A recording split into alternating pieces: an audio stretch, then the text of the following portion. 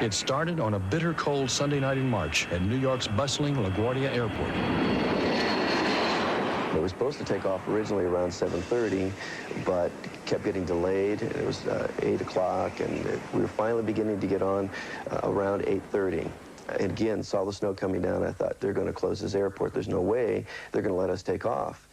Well, as we got on, they de-iced one time, I remember that. And then just before we were ready to push back, the captain said he had requested one more time to have it de-iced again. And we got closer, and I thought, well, I guess they're not going to de-ice. It must be okay. Plus, other planes were taking off in front of us. So we got onto the runway, going all the way to the end. We lifted off about 20 to 30 feet in the air, and the plane listed pretty heavily, about 45 degrees to the left. At that point, I knew we had a problem. That was my first indication. But then it seemed like it leveled off, and I thought, we pulled it out. That's great. But then a second or so after that, we slammed into the ground.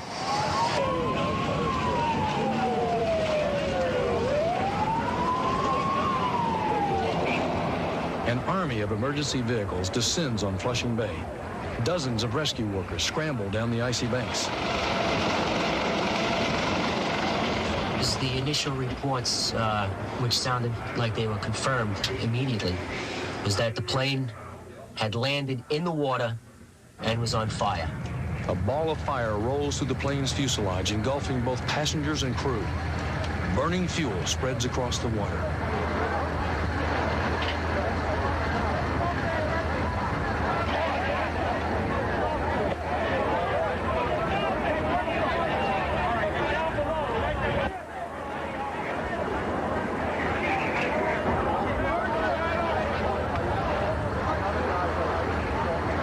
Everybody was scared, everybody was screaming. So I just covered my face, and the explosion happened like 2 seats before me or 3 seats before me. The second thing I know, I was in the air, and I was under the water. But my seat was upside down. My seat had been thrown out about 20 feet from the wreckage. Just as we came over that embankment, it threw my seat out and several other passengers too. And I was still strapped to my seat. So I undid my seatbelt, and it was about waist-high water, so I was able to stand up in it. And I remember looking back at the airplane, again about 20 feet away, and there's flames all over, and people are screaming, and people are yelling for help, and there was nothing I could do. They were in the airplane, and it was on fire, and there was no way for me to get in. I tried to find a way to get in, but there was no way to get in.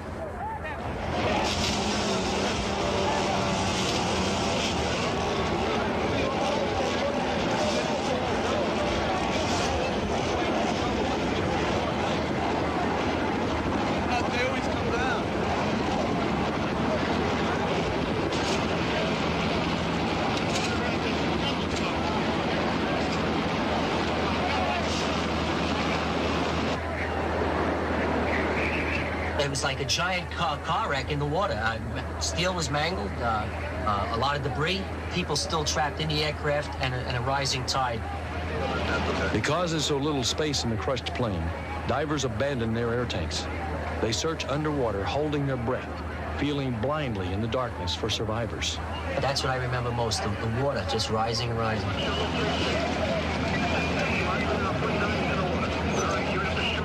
Getting into the plane and working around inside the fuselage where you had half this plane was disintegrated, seats were mangled, cabinets were mangled, the plane had sharp edges, diesel, gas, aviation fuel was all over the place. It was not an easy operation. We had to use Hearst tools, hand tools, anything we can, and it all had to be worked off of boats.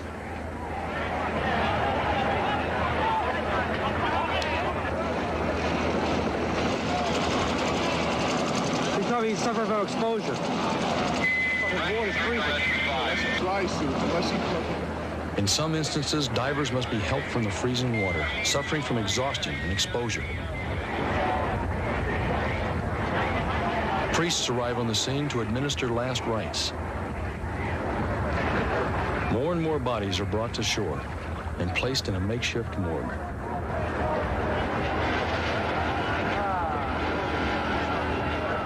Despite a broken shoulder and other injuries, crash survivor Morsi saves 2 lives. if I don't have any problem, I go inside the water, look for people to survive, man. You know. It's very bad story, you know. It's very sad too, you know.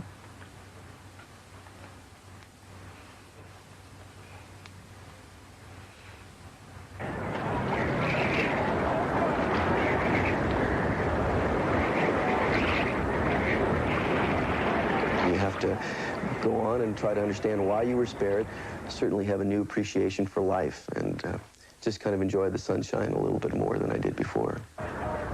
I have never been to an airplane crash in my career. I hope I don't go to another one. It was a disaster. I feel for the victims, and I feel for the survivors who will be remembering this for a long time. I'm glad I was there to give my service, but I hope I never have to do it again.